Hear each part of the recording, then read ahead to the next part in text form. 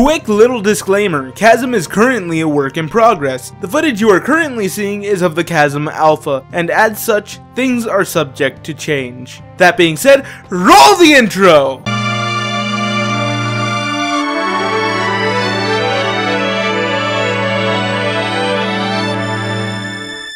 It's not often that I get to talk about any up-and-coming games that I'm really excited for. I actually seem to find it progressively harder to even play games for more than 2 hours at a time. Sometimes a game comes to my attention that I just want to talk about and will gladly talk about for hours on end. Very fortunately, Chasm is one of those games. Chasm, a title by Discord Games, was initially a Kickstarter campaign that was funded in May of 2013. This game has been in production for a bit more than 2 years now, and it definitely shows. It feels and plays almost like a completed product, minus a few bugs here and there, though we'll get into the negatives later. For now, let's talk about the gameplay. Chasm is a procedurally generated dungeon crawler that takes inspiration from retro games such as Zelda, Metroid, and Castlevania. Apparently also being influenced by Diablo, though I can't say I would be able to see any resemblances in that area. From what I understand, you play as a soldier who went to investigate a remote mining town by the name of Carthus. The town had allegedly reported seeing monsters roaming the mines ever since an earthquake unveiled new passages deep within them.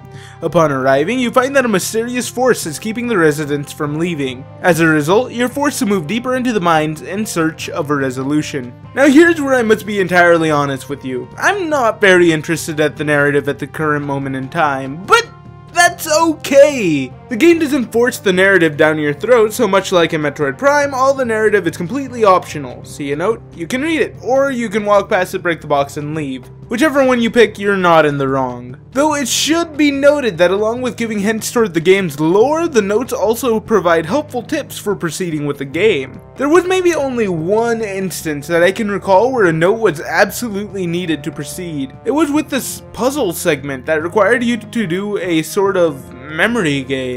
Needless to say, I was stuck on it for quite a while. Like I said before, Chasm is a Metroidvania-esque title. A lot of the game is centered around exploration and growing stronger. That being said, a lot of the game is not immediately open to you. You have to enable the ability to proceed by exploring, usually by the means of a power-up and or a puzzle. So you're going to find yourself backtracking a little bit in this game, though I really don't mind. The game does well in handling backtracking as they have these teleporters you can unlock as you explore, which in turn allow you faster access to different areas of the game. There's also a bird that allows you to backtrack to the town and back. He doesn't have an official name yet by what I can see, though I named him Feeny.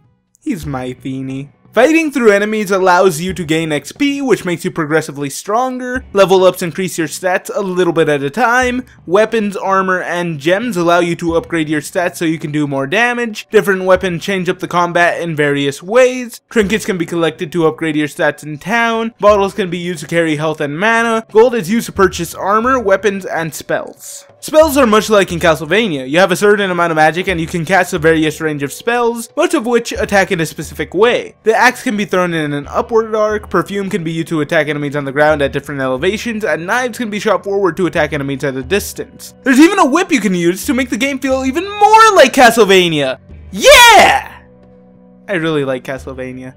Speaking of Castlevania, we should talk about the bosses, which are really nice in my opinion. They take a sort of Mega Man approach to the bosses, where they have different attack patterns and they can be used at any time. All attacks they use have a small little wind up to give you the time to react. Beating the bosses is more about learning their attack patterns and working around that than it is wailing on them with the best weapons. Which you can do, technically, though you're going to die the first few times fighting the bosses. Killing them brings you a bounty of wealth as well as a potential crystal. Not entirely sure what these do quite yet, though it will definitely be interesting to find out. Might I just take the time to talk about how visually appealing this game is? God, I love the sprite work in this game. Accompanied by the music that fits the ambience of being deep down within a mine fighting for your life as you make your way to the end, it is definitely a welcome aesthetic style that I really do appreciate. As for the dungeon itself, I find it rather interesting how the game handled generating new instances of the same area. The game has a certain set of rooms that have correspondence to each other. While a lot of the dungeon might be randomly generated, a few key rooms are are always there. The first boss room always comes before a teleporter and the passageway to the garden. The elevator always has a save nearby, and upon going downwards, you'll find that to the left there is always a treasure chest. Those are just a few patterns I've noticed during my multiple playthroughs of the game. They might not always be true, but I haven't played enough to see instances where it hasn't been true.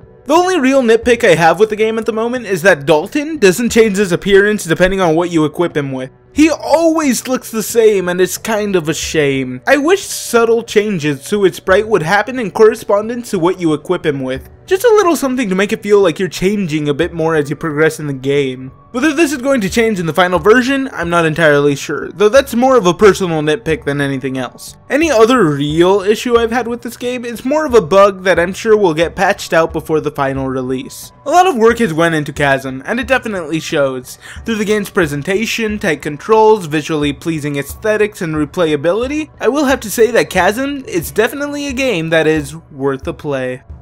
Happy New Year! I know I'm a bit late to the New Year train, but it's never too late to make a New Year's resolution. I aim to make more videos more frequently. Let's hope that turns out well. If you'd like to make a resolution with me, you can always subscribe. This way you can see all of my videos when they come out.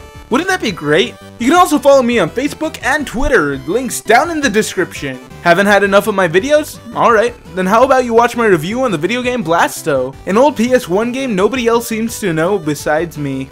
Or perhaps you'd enjoy watching my video on the indie game Highlands. Great game, great bunch of people. You should check them out.